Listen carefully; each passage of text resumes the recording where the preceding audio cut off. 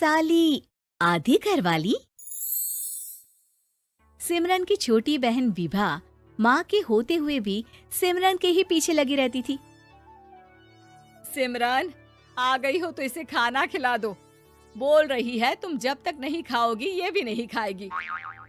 क्या है विभा, तुम खा लिया करो ना, मुझे ऑफिस से आने में देर हो जाती है। और कोई छोटी बच्ची तो हो नहीं तुम जो खाना भी नहीं खाती हो कि दीदी आएगी तो ही खाऊंगी। हाँ हाँ, छोटी बच्ची ही समझ लो। और एक बात, जब आपको पता है कि मैं आपके बिना नहीं खाती हूँ तो रोज रोज क्यों बोलती हो? अरे क्या है ये, दोनों बहनें कम माँ बेटी ज्यादा लगती हो। अरे दीदी की शादी हो जाएगी तब क्या करेगी बोल? जब होगी तब की तब देखेंगे। मैं तो दीदी के साथ ही रहूंगी हमेशा। दोनों की शादी ऐसे घर में कर देंगे जहाँ दो भाई हो। खैर, मामला आया गया हो जाता है। एक दिन सिमरन के पापा जब घर आते हैं, तुम लोगों के लिए अच्छी खबर है। वर्मा जी है ना मेरे दोस्त, उन्होंने सिमरन बेटी के लिए रिश्ता बताया है। बहुत अच्छा लड़का है, सिमरन को भी पसंद कर लिया है और कल वो लोग आ रहे हैं सिमरन को देखने अपने घर। सिद्धांत अपने माता पिता के साथ सिमरन को देखने आता है। उसे सिमरन अच्छी लगती है और शादी तय हो जाती है। सिद्धांत की माँ कहती है, अब तो हम लोग ले जाएंगे जल्द ही अपनी सिमरन को यहाँ से। अरे हाँ हाँ, क्यों नहीं, आपकी ही है अब तो हमारी बेटी। दूर खड़ी विभा सब सुन रही होती है। अब तो दीदी की शादी हो जाएगी, फिर तो वो चली जाएंगी। दीदी के बिना मैं कैसे रहूंगी? कुछ न कुछ तो करना ही होगा जिससे दीदी की शादी ही ना हो। सभी के जाने के बाद क्या शादी के बाद दीदी हम लोगों के साथ नहीं रहेंगी? अरे नहीं तो फिर क्यों रहेगी, शादी हो जाएगी तो अपने घर चली जाएगी ना। तो मैं भी जाऊंगी उनके साथ, मेरा भी सामान पैक कर देना। अरे कैसे बात कर रही हो विभा, दीदी के ससुराल छोटी बहन नहीं जाती। हाँ, कभी कभी जाकर मिलाना और रोज फोन पर भी बात कर लेना, ठीक है? नहीं पापा, आप तो जानते हैं मैं दीदी के बिना खाना भी नहीं खाती, ना ही मुझे उनके बिना नींद आती है। सिमरन बहन की बात सुनकर इमोशनल हो जाती है। अगले दिन से विभा खाना खाना छोड़ देती है। लोगों के लाख समझाने के बाद भी विभा ना खाती है ना ही सोती है। अंत में हार मानकर सिमरन सिद्धांत से मिलती है। सिद्धांत, मेरे मम्मी पापा ने बचपन से ही विभा और मुझे साथ रखा। वो मुझसे बहुत जुड़ी है। मुझे उसकी टेंशन रहेगी शादी के बाद, क्योंकि वो मेरे बिना नहीं रह सकती है। अरे ये तो छोटी सी बात है, वो हम लोगों के साथ हमारे घर में रह सकती है। जब उसकी अकल आ जाएगी या वो समझ जाएगी कि तुम्हारा घर वो नहीं बल्कि ये है, तो हम उसे घर छोड़ आएंगे, ठीक है? सिमरन खुश हो जाती है क्योंकि वो यही चाहती थी। वो माँ पिता से बात कर लेती है। अरे कैसी बात कर रही हो सिमरन, भला बेटी के ससुराल में हम छोटी बहन को कैसे भेज दे?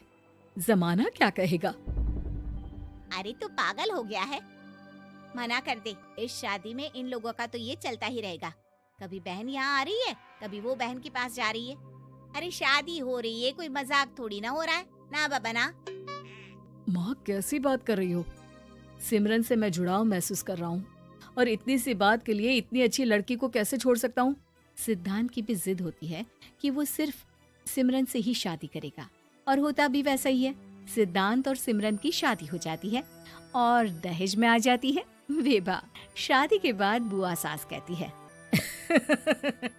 अरे माँ ना, साली आधी घर वाली होती है, लेकिन ये क्या, तुम तो उसे घर ही ले आए।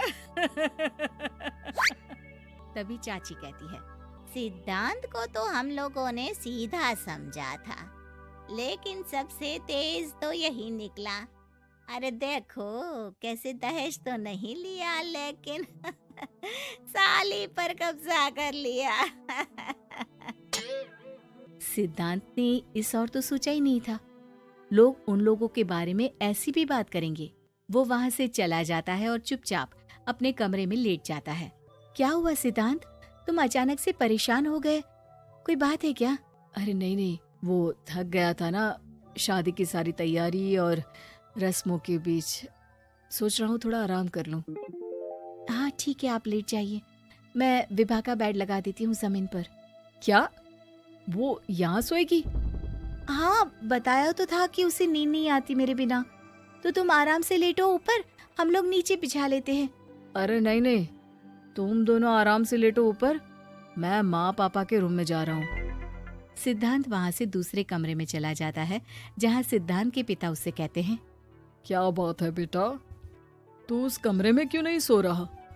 बहू से लड़ाई हो गई है क्या शादी के पहले दिन ही?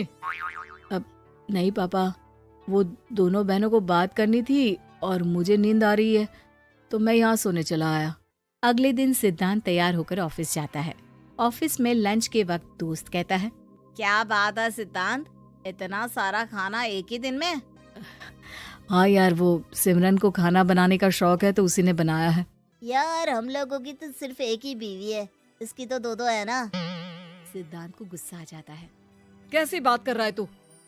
अरे तू तो भाग्यशाली है जो बीवी के साथ साथ साली भी आ गई। अरे साली लोगों की तो आधी घरवाली होती है, तुझे तो पूरी की पूरी मिल गई।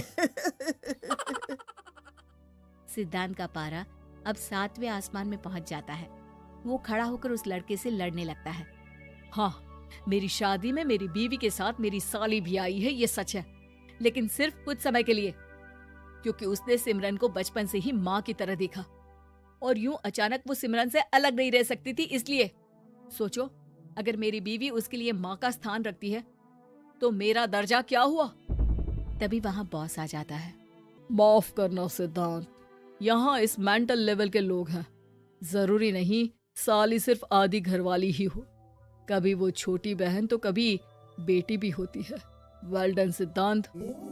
सिद्धांत को अब ऑफिस में कोई कुछ नहीं कहता, लेकिन आस पड़ोस का वो तो वही हाल रहता है। सिद्धांत ऑफिस से घर की ओर आ रहा होता है कि रास्ते में उसे अपनी कॉलोनी का दोस्त मिल जाता है। क्या बात है, चेहरे की चमक बता रही है, शादी से बड़ा खुश है तू, क्यों? हाँ यार, अच्छी लड़की और अच्छा परिवार मिलना कहाँ होता है जल्दी आजकल। यार हमें भी दिला देना ऐसा परिवार जहाँ एक के साथ एक फ्री की स्कीम चल रही हो। सिद्धांत को फिर गुस्सा आ जाता है। वो दोस्त को मारने के लिए हाथ उठाता ही है कि वहाँ विभा आ जाती है।